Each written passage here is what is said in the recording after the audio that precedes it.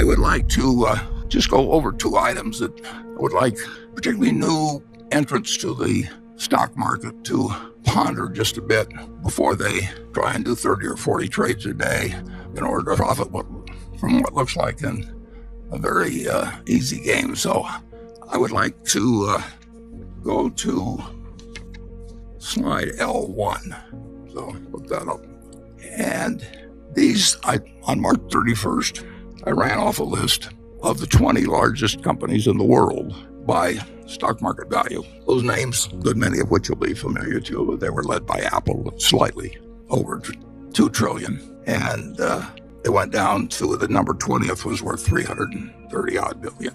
But those are the 20 largest companies in the world by market value on March 31st. Now, if I had I was hoping I could get a little quiz machine so I could have everybody weigh in on this answer and we could flash it up a little later, but proved technically impossible but what I would like you to do is look at that list. Starts off with Apple. Saudi Aramco is a pretty kind of a specialized company. It's I don't know whether it's 95% owned by the government or what, but it's essentially a country that's for sale there in terms of that business. But the top 6 companies, 5 of them are American. So when you hear people say that America hasn't, it's not working very well or something of the sort, in the whole world of the 6 top companies in value, 5 of them are in the United States. And if you think about it, we talked a little about this last year, but in 1790, we had 0.5% of the world's population. And a little less, we had 4 million people, 3.9 million people. 600,000 of them were slaves. Ireland had more people than the United States had. Russia had 5 times as many people as the U.S. did. Ukraine had twice as many people as the United States. So here we were. But what did we have? We had a map for the future, an aspirational map that somehow now only after the Constitution, 232 years later, leaves us with 5 of the top 6 companies in the world. It's not an accident. And it's not because we were way smarter, way stronger, anything of the sort. We had good soil, decent climate. But so some of those other countries I named. And the system has worked unbelievably well. Just imagine thinking of 5 of the top 6 companies in the world ending up with a country that started with 0.5% of the population just a few hundred years ago.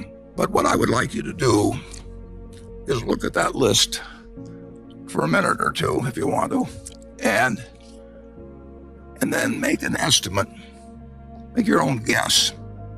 How many of those companies are going to be on the list 30 years from now? Here they are, these powerhouses. And how many would you guess are going to be on the list? Well, it's not going to be all 20. It may not even be all 20 today or tomorrow. This was March 31st. What would you guess? And think about that yourself. Would you put on 5, 8? Well, whatever it would be, I would now invite you to look at slide 2, or L2, which goes back a little more than 30 years, and look at the top 20 from 1989. And if you look at the top 20 from 1989, there's 2 things that should grab your interest, at least 2. None of the 20 from 30 years ago are on the present list. None. 0.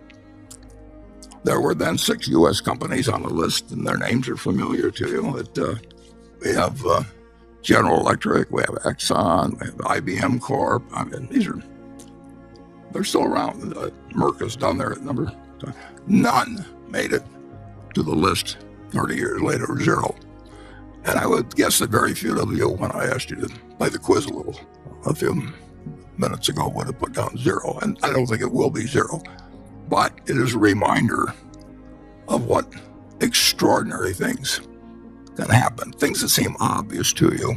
Japan had this wonderful bull market for a very long time, so you had a number of Japanese companies on the list.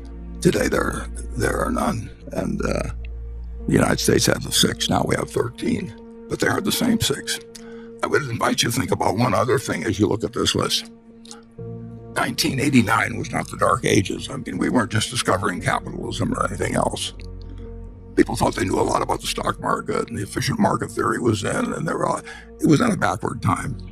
And if you look, the top company at that time had a market value of 100 billion, 104 billion. So the largest company in the world, Tidal, in just a shade over 30 years, has gone from 100 billion to 2 trillion.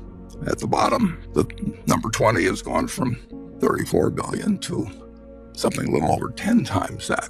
Well, that tells you something about what's happened with equality, which is a hot subject in this country. It tells you a little bit about inflation, but this was not a highly inflationary period as a whole.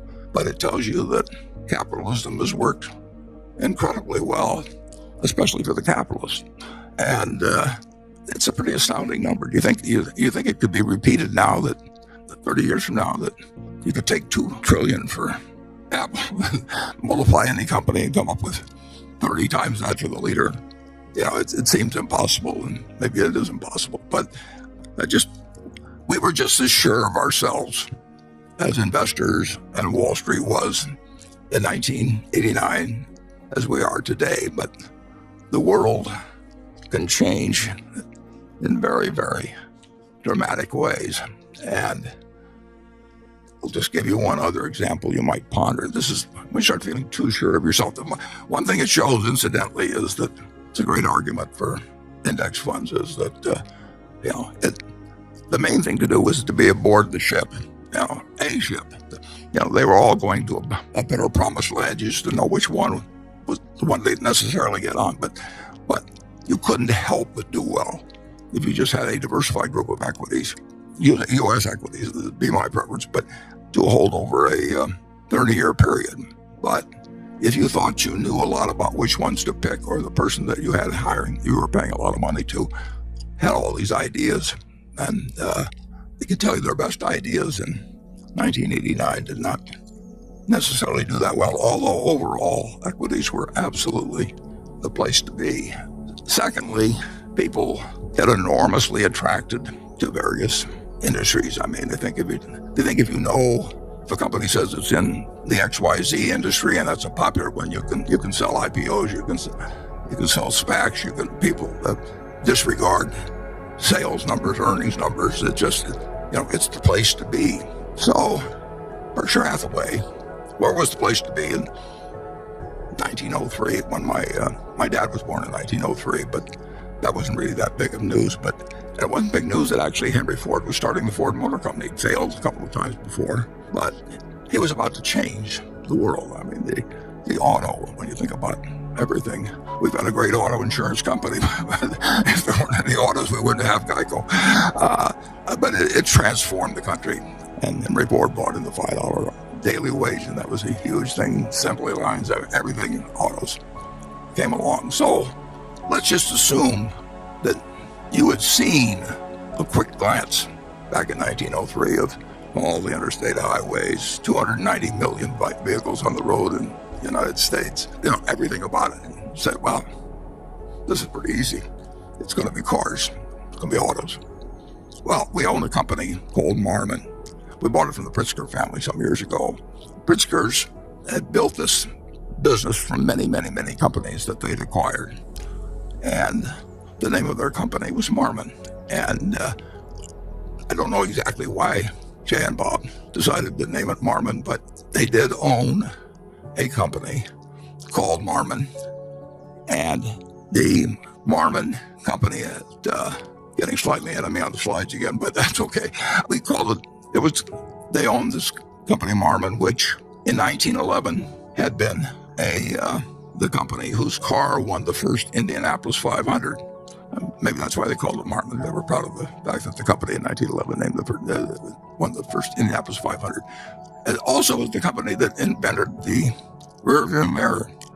I'm not sure whether that was a big contribution to society, certainly around your household. Rear view mirror, you don't want to emphasize too much, but the car that was entered in the Indianapolis 500, the guy who normally sat next to the driver and looked backwards to tell what the competitors were doing, he was sick, so they invented the rear view mirror. So let's just assume that you decided that autos were this incredible thing, and someday there'd be an Indianapolis 500, and someday ever mirrors on cars, and someday 290 million cars would be buzzing around the United States, or autos, or the county trucks there. And so I decided to look at the history, and I thought I'd put up a list of auto companies from over the years.